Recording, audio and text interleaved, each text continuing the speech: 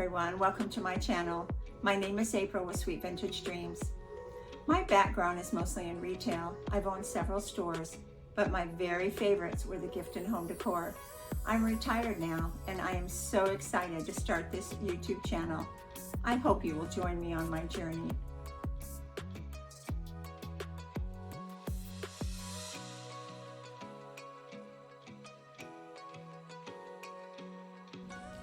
This DIY I'm going to share with you today is very dear to my heart. My sweet grandma passed away at the age of 92 in 1981. She loved to cook, but she had only written down one recipe that I've ever been able to find, and it's about 80 years old.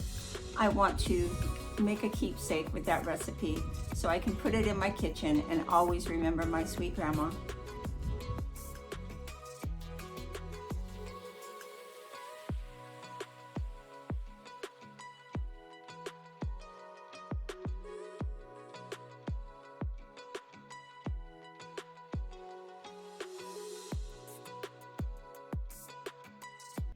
We're going to take apart this frame. I decided to tear off the the little hanger things. I apologize, I forget what they're called. Anyway, and it was pretty rough, so I decided to sand that part. And then I am going to take out the backing, but notice how I'm holding the scissors. Please don't do this. Please do not do this at home. Just ignore that part. And yeah. And so we're taking out the backing, and I am going to just wipe it down now and get it clean and ready for the next step. Now we're going to prepare the frame for the cracked patina. We're going to do this by lightly sanding the frame. We need to create a porous surface for the cracked patina to adhere to. It's not going to adhere very well if we just left it the way it is. This isn't real wood. We're using a Dollar Tree frame, and they're not the best quality, as we know, but they're inexpensive, and that's why we like them for these projects. But we do need to make sure that it does adhere a little bit better. Now, if we were using real wood, it would adhere great. So this is an Amy Howard product. I bought this at Ace Hardware, and she has a great line. It's called At Home with Amy Howard. She's an American painter and manufacturer, and she has a lot of different products to make just amazing different finishes for our furniture projects. So now we're just going to finish putting the cracked patina over the frame. Doesn't take too long at all. And then we're going to let it set for another 2 hours. I normally do it at an hour and a half, but the directions say 1 to 2 hours. But an hour and a half is fine. This is a fun part. We're going to paint the black frame that already has the crackling glaze on it, and we're going to paint it white. This is a DIY paint, not the brand DIY, but this is a paint that I make myself. I love to go to the paint store and pick out different colors and bring it home and mix the chalk paint up, and I can make as much or as little as I need. And anyway, it's really great. I love all the different colors that I have a selection for, rather than what I'm limited by a certain brand. And we're covering the entire frame with this white chalk paint. It's already starting to crackle, which makes it kind of difficult when you're painting. You have to be really careful and try not to paint over what you just painted, like I just did. You want to avoid that, because it will lift the crackle and it will just be kind of a mushy mess, and you just have to watch that and just be really, really careful.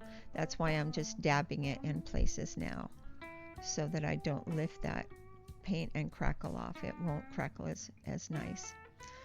And after we finish doing this, we're just going to let it sit for 2 hours, and then we'll come back and I'm pretty sure it'll be finished, or I might want to put a polyurethane over that since it will be going in the kitchen.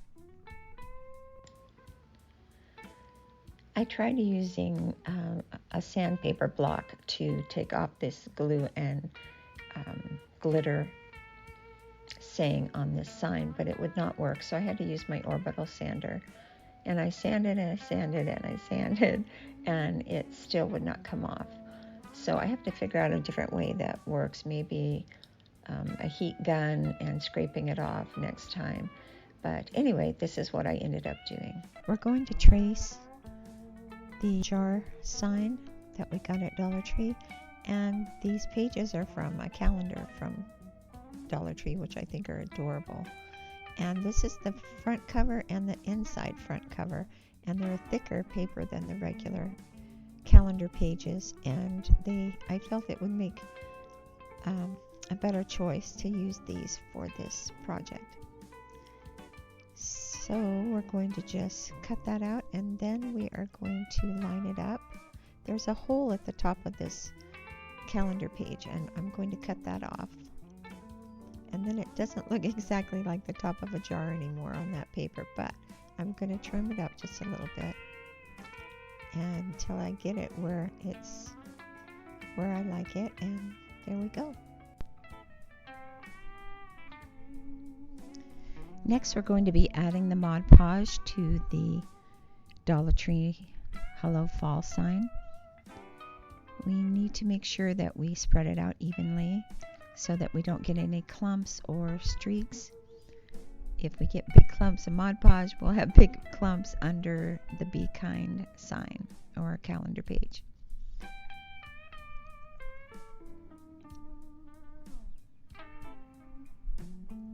We just smooth it out. You don't need to put tons of Mod Podge on there. Just make sure it's even and that it covers the entire sign.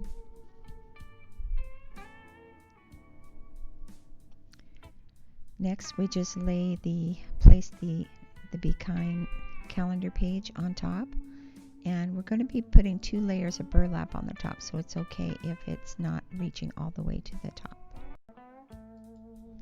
These next steps are trimming out the second layer of burlap that I put on the top, and we're also going to put Mod Podge on the very top because the burlap frays really easily. And instead of using fabric fusion or something like that, I decided to use the Mod Podge, and it worked really well. And also we're going to Mod Podge the rest of the sign.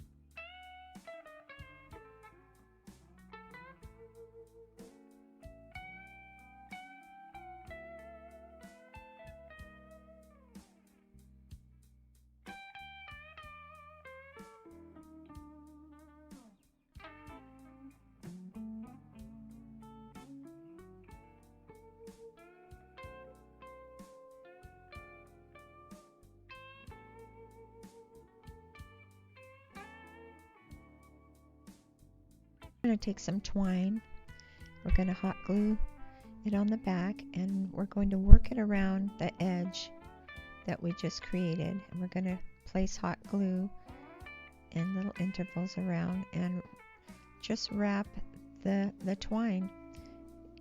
It's 2 strands, and we're just going to wrap it around the burlap and just hot glue as we go.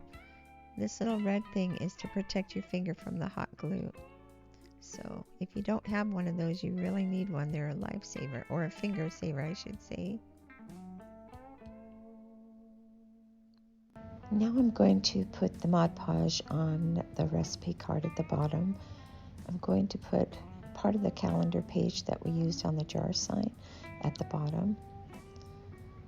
And I'm going to just press it down and smooth it out. I used a paint stick here, but you can use anything to smooth it out. I'm even using my fingers as well, just to make sure it's smooth. And now I'm going to put Mod Podge on Grandma's recipe card. This recipe card is 80 years old, and as I'm putting the Mod Podge on, as you can see, the ink is smearing. The Mod Podge activated the ink so that it is smeared now. I am really devastated and so brokenhearted. Please leave a comment below if you've had similar experience. Okay, we're at the final stretch here. I like to put a little dot of the hot glue on the bows, just to, try to stick them together in places that they're bunching up. Makes it a lot easier. And then I put hot glue on the back and then just press it firmly, and again try to make the bow look really pretty. Then I start putting the flowers on top of the bow, but just with hot glue, and stick them in there and just, make them look nice however you'd like them, how many or how few that you would like to use. And then actually I took the hot glue gun and I put it all the way around the frame, and I pressed it on there really tightly, but I ended up using E6000 as well. The hot glue by itself didn't hold it, so you might want to try that, or even Gorilla super glue.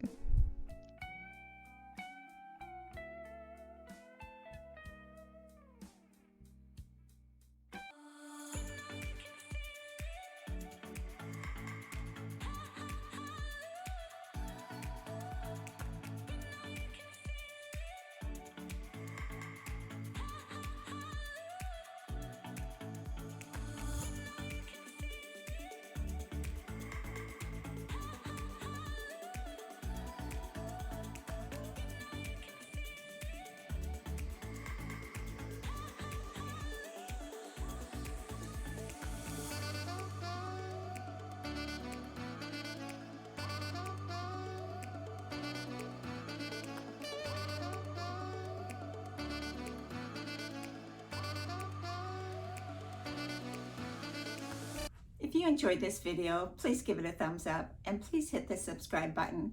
I would love you to join my YouTube family. And until we see each other again, be brave, be kind, and be loving.